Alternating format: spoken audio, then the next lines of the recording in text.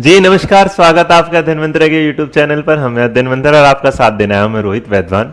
चलेगा, बड़े दिनों बाद आपसे मुलाकात होगी बोर्ड पर। नॉर्मली आजकल आपसे मुलाकात होती है कहाँ, लाइव पर। और लाइव में आजकल दिक्कतें आ रही हैं कि आपको नोटिफिकेशन मिलता है, कभी नहीं मिलता, कभी हमारा वक्त खराब चलता है, कभी आपका। तो समय नहीं खराब करते भी तो आ जाते हैं। आज इस सीरीज में ना कुछ अब टॉपिक शुरू होंगे, क्योंकि आज तारीख कितनी 18, आज के 2 दिन बाद हो जाएगी 20, फिर हो जाएगी 30। इसके धीरे धीरे चलते चलते एक दिन आ जाएगा जिसे आप कयामत का दिन तो समझे ना। आपके एग्जाम को और आपकी भलाई के लिए दिन दिया गया है, जैसे 7 जुलाई 2019, जिस दिन आपका क्या होगा, सीटेट का एग्जाम। तो खुशी खुशी उसको दीजिएगा, टेंशन लीजिएगा मत। तो उसी टेंशन में हर बार एक सवाल आ जाता है जिसका नाम होता है आरटीई, राइट टू एजुकेशन से। आपने बहुत जगह वीडियो पढ़ा होगा, देखा होगा और देखते रहते हैं, लेकिन मैं उसमें वो नहीं बताने वाला कि भैया इसका आर्टिकल ये बना, इसमें ये आया, संशोधन ये फलाना ढिमकाना। मतलब वो जो एक्स्ट्रा चीजें हैं जो कभी आपसे पूछी ही नहीं गई और ना कभी पूछी जाएगी। तो टू द पॉइंट जो चीजें हैं राइट टू एजुकेशन की, वो देख लेते क्या है। चलिए देख लेते क्या है। That is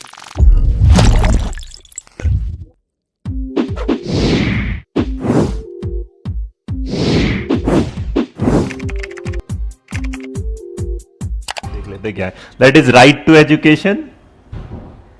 right to education, जिसमें आप हिंदी में क्या जानते हैं, शिक्षा का अधिकार।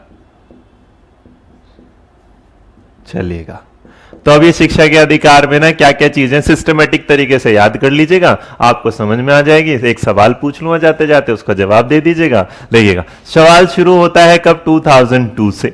उसके बाद इसमें एक ईयर और जुड़ जाता है, दैट इज 2009। उसके बाद एक साल और जोड़ देते हैं, दैट इज 2010। आने को तो अभी भी कुछ हुआ था रिसेंटली, लेकिन उसे जानेंगे नहीं क्योंकि उससे रिलेटेड कोई सवाल है नहीं। मैंने 2002 पहले क्यों लिखा, तो 2002 में मैं बता दूं, जब संविधान संशोधन आया था, दैट इज 86। तो अमेंडमेंट जो था जी, तो 86 अमेंडमेंट में जिसमें बात की गई थी, उसी में कहा गया है कि आरटी जो एक्ट था, राइट टू एजुकेशन, वो लाया गया, पारित। उसके बाद ये जो एक्ट संसद में आया है, कब आया था, 2009। तो इसका मतलब पारित कब हुआ, राइट टू एजुकेशन एक्ट 2009। इसीलिए इस एक्ट को कहा जाता है राइट टू एजुकेशन एक्ट 2009। लेकिन ये ऑल ओवर इंडिया में जब इफेक्टेड हुआ, तो ये जब हुआ था, दैट इज 2010। और जो पहली तारीख थी अप्रैल के महीने की, उस दिन से ये आ गया था। लेकिन एक स्टेट ऐसा था जिसने कहा भैया तुम लोग पढ़ाओ, हम तो इसे नहीं अपनाएंगे। उसने बोला मेरा नाम है JNK, मैं नहीं आने वाला आपके इस आरटी एक्ट के अंदर। तो इनसे निकालने के बाद अब ये हुआ।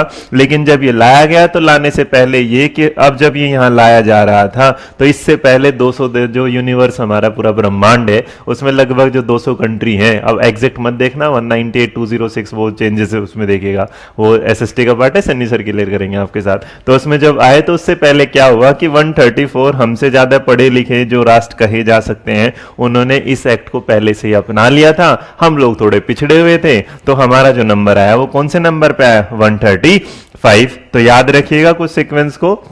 इसका मतलब ये कि सवाल ये पूछ लिया जाए कि राइट टू एजुकेशन अपनाने वाला इंडिया कौन से नंबर की कंट्री है, तो ये याद रखिए क्या है, 135। अब ये 135 भी आया और इसने एक नाम दिया आरटी एक्ट को, जिसके साथ आपने 2 वर्ड और फ्री में मिले। एक तो वर्ड फ्री मिला, एक कंपलसरी मिला। अब जो वर्ड कंपलसरी मिला और जो फ्री मिला, तो पहले बात ये आ जाती थी कि फ्री एंड कंपलसरी का मतलब क्या होगा। फ्री वो वाली चीज जैसे तुम यूट्यूब पे वीडियो को ले लेते हो, कंपलसरी वो वाली चीज कि तुम्हें जो देखना है सीटेट का पेपर। तो इसका मतलब फ्री वाली जो चीज में आया, तो फ्री में ये कहा गया कि देखिएगा आप ना, इस बच्चे से कोई भी रेवेन्यू गवर्नमेंट इलेक्ट नहीं करेगी। मतलब ये कि इसमें कोई भी फी चार्जेस नहीं लगेगा या कोई भी आप उससे खर्चे नहीं लेगी। जितना भी खर्च आएगा वो कितना ले, गवर्नमेंट ही करेगी। लेकिन बाद में जो आया गवर्नमेंट और प्राइवेट का, जिसके बाद में एक वर्ड और आया था EWS, उसका भी जिक्र करेंगे। पहले यही समझ लीजिएगा कि फ्री का मतलब क्या है कि आप कोई भी रेवेन्यू चार्ज नहीं करेंगे।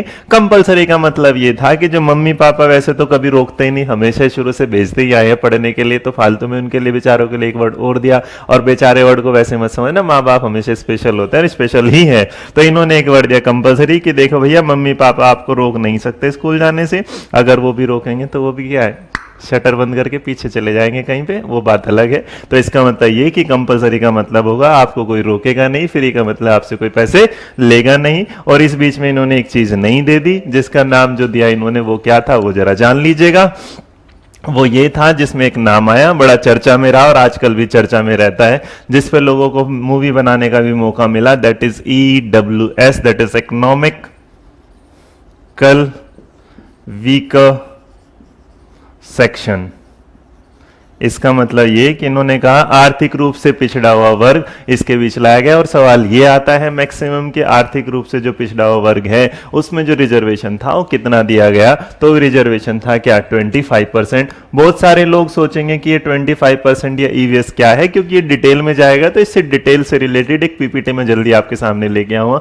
फिलहाल ये कि जो एग्जाम ओरिएंटेड था उसमें समझ लीजिएगा कि ईवीएस का जो था रिजर्वेशन वो कितना था 25%। मतलब ये कि जो प्राइवेट स्कूल्स अगर 100 सीटें रखते हैं तो उसमें से 25 सीटें आपको किसके लिए रिजर्व रखनी पड़ेगी, इकोनॉमिकल वीकर सेक्शन के लिए। तो आजकल बड़ा चर्चा में है, लोग आय प्रमाण पत्र भी बनवा देते हैं और कुछ भी हो सकता है, कुछ झूठे कहीं रेट लगती है, वो अलग अलग बातें अलग। बस आप याद रखिएगा एक शॉर्ट समरी के बाद दोबारा कि राइट टू एजुकेशन एक्ट किस नाम से ज्यादा 2009 में ये आया कब था, मतलब संविधान के कौन से संशोधन में लाया गया 86 अमेंडमेंट 2002 वाले में। उसके बाद ये लागू किया गया संसद में कब 2009 में। ऑल ओवर इंडिया एप्लीकेबल कब हुआ 2010 में, 1 अप्रैल 2000 इंडिया। एक ऐसा स्टेट था जिसमें से नहीं अपनाया, वो कौन था JNK। इंडिया इसे अपनाने वाला कौन से नंबर की कंट्री है 135। फ्री का मतलब होगा आप उससे कोई रिवेन्यू चार्ज नहीं करेंगे, कंपलसरी का मतलब आपके मम्मी पापा भी आपको पढ़ने से नहीं रोकेंगे। और सबसे मोस्ट इंपोर्टेंट बात क्या थी कि EWS का मतलब क्या है, EWS का मतलब इकोनॉमिकल वीकर सेक्शन।